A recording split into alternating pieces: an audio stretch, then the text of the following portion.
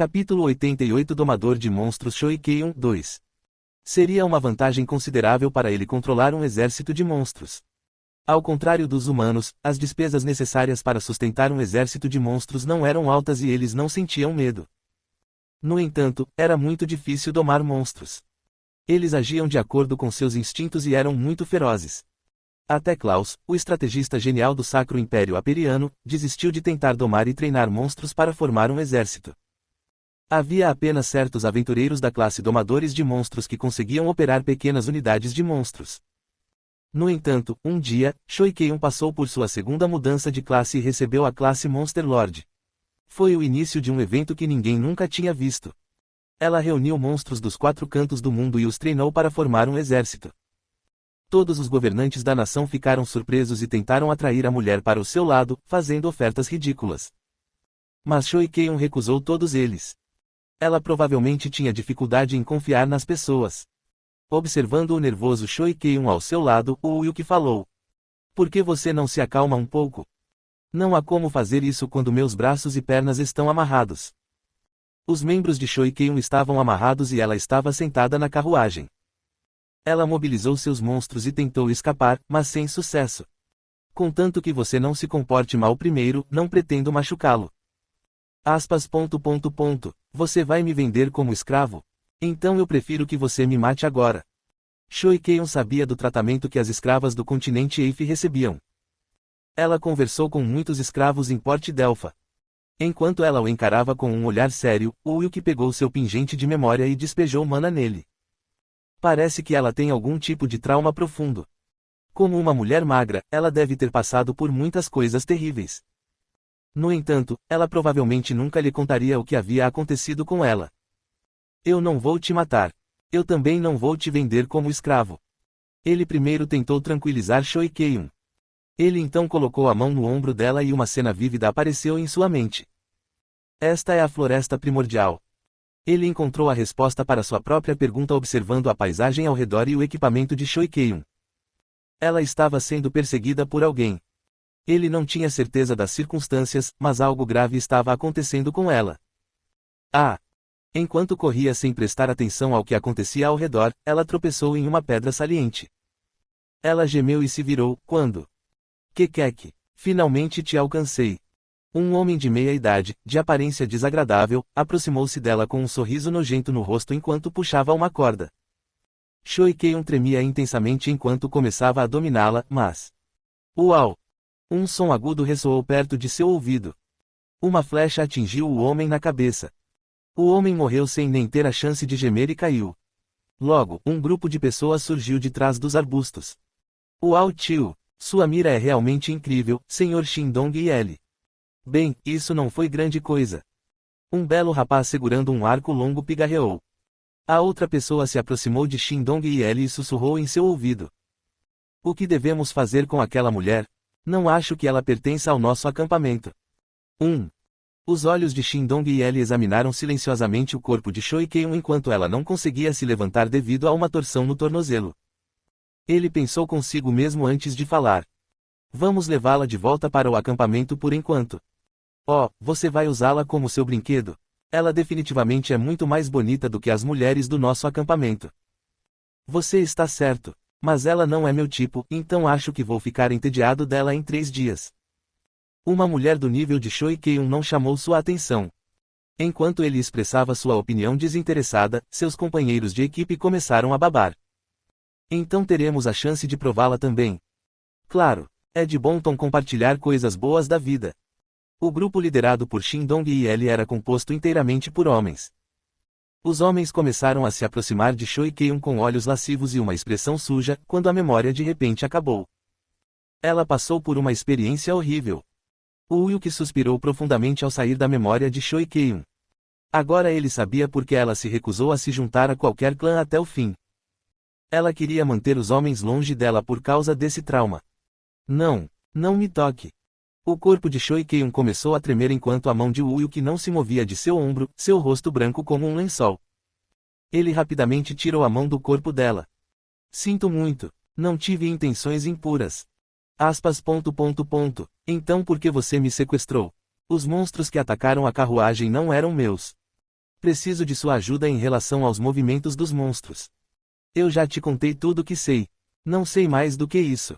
Não é como se eu pudesse conversar com monstros ou algo assim. Conversar com monstros era uma habilidade que dependia das habilidades de cada domador de monstros. No entanto, o Uyuki não se importou muito com isso, pois sabia que Shoikei-un tinha potencial para um dia ter sua segunda classe transformada em uma Lorde Monstro.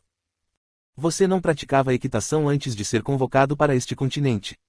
Como? Como você sabe disso? Tente se lembrar de como você falava com cavalos e use essa experiência.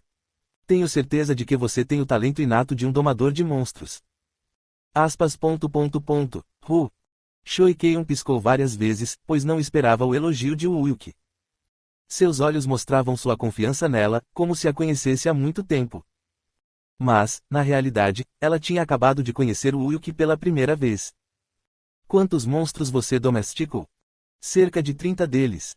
Isso é muito. Outros domadores de monstros provavelmente não conseguem domar mais da metade desse número. Era a prova de que ela tinha uma disposição especial como domadora de monstros. Atendendo à insistência de Uyuki, Shoikei-un assentiu. Eu entendo o que você quer dizer. Mas por que você está interessado em monstros? Porque existem algumas forças desconhecidas que estão tentando controlá-los secretamente. Uyuki contou a Shoikei-un sobre o incidente com o Koen Merchant Group. Ele até mostrou a ela a bolsa com a substância de criação de monstros como prova, e os olhos dela se arregalaram de surpresa. É verdade? Eu não sabia que algo assim estava acontecendo. Se você cooperar comigo, podemos reduzir as baixas entre os inocentes e os danos causados à Terra. Mas é difícil para mim sobreviver sozinho agora, então ajudar outras pessoas é. Eu te prometo uma coisa.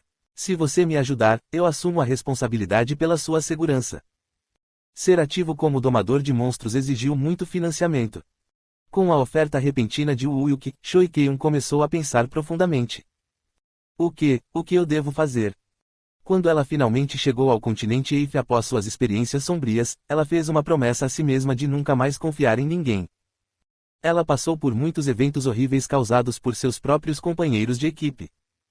Entretanto, ela não parecia ter outra escolha dessa vez. Tudo bem. Eu farei como você disse. Então tire essas amarras primeiro. Ok. Uyuki aceitou o pedido dela de bom grado. Depois de ter seus membros liberados, Shoikei-un sentou-se o mais longe possível de Uyuki. Como você me conhece? É um pouco complicado de explicar. Ainda era um pouco cedo para revelar o fato de que ele havia regredido. Uyuki se absteve de explicar em detalhes e surgiu com algo. Depois que ele terminou sua explicação, Shoikei-un ficou surpreso. Você conheceu alguém que me conhecia? De fato. Foram meus pais? Ou talvez meu irmãozinho? Não, era um simples conhecido. Infelizmente não posso lhe dizer o nome. Aspas. Eu vejo. A expressão de Shoikei-un ficou sombria. De repente, ela começou a se preocupar com sua família e, além deles, ninguém mais importava para ela. Enquanto você sobreviver, você pode um dia se reunir com seus entes queridos. Não perca a esperança. Aspas. Sim. Ela respondeu fracamente. Ela havia diminuído um pouco sua cautela. Enquanto ela estava imersa em seus pensamentos, Uyuki se virou e observou a paisagem do lado de fora da janela. Ainda temos um longo caminho a percorrer até chegarmos ao nosso destino.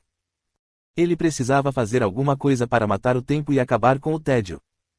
Enquanto ouvia a carruagem balançar, Uyuki pegou o Grimório de Nacron. Uyuki queria recrutar Shoikei-un. Se ela se tornasse uma Lorde Monstro, ele ganharia um tremendo poder militar. Uyuki também podia subjugar monstros se usasse os poderes do Deus Demônio, mas a eficiência era definitivamente pior. Era difícil usar os poderes do Deus Demônio corretamente com um corpo humano. Shoikei-un costumava controlar dezenas de milhares de monstros. Ele poderia potencialmente criar um exército ainda maior de monstros usando a substância de criação de monstros. Ao descer da carruagem, Uyuki estendeu a mão para Shoikei-un. Vamos nos mover juntos. Não preciso que você me acompanhe. Tenho aversão a homens. Shoikei-un falou com um olhar preocupado. Ela queria evitar qualquer contato físico o máximo possível. Aspas. Tudo bem. Uyuki assentiu e começou a andar na frente dela para liderar o caminho. Seguindo suas ações, Shoikei-un o seguiu obedientemente. Mas por que viemos aqui? Você não ia investigar os movimentos dos monstros. Tem alguém que precisamos conhecer antes disso. Conde Oswald. O Wilk teve que obter o passe da biblioteca real dele para encontrar o tomo sem nome escondido. Mas ele certamente pedirá algo em troca. Como nobre, ele não aceitaria um pedido que não lhe trouxesse nenhum benefício. A carta de recomendação de Tinia era apenas para permitir que o Wilk atendesse à contagem. Não seria possível fazer mais do que isso. Eles logo entraram em uma loja na área central de Nefert e o Wilk se virou para seu companheiro. Precisamos nos passar por nobres por alguns dias. Vamos comprar algumas roupas para você. O quê? Esse tipo de roupa é muito caro. Eu não tenho muito M. Eu serei o único a pagar. Com as moedas de ouro que ele tinha consigo, eles podiam até comprar roupas luxuosas usadas por prestigiosas famílias nobres em reuniões sociais. Ele levou Choi Keun com ele e começou a andar pelos estandes de exposição. Escolha qualquer coisa que chame sua atenção. Não precisa se segurar. Então eu fico com este. Ela apontou para um vestido roxo antigo. Quando o Wilk lhe deu um sinal, a funcionária da loja se aproximou deles com um sorriso profissional. Você tem ótimo gosto, senhorita. Este vestido é um dos vestidos de luxo de mais alta qualidade em nossa loja. Choi Keun olhou fixamente para o Wilk. Mas o Wilk não se importou e acenou de volta para o funcionário. Quanto isso custa? 1.500 moedas de ouro, senhor. Aqui você vai.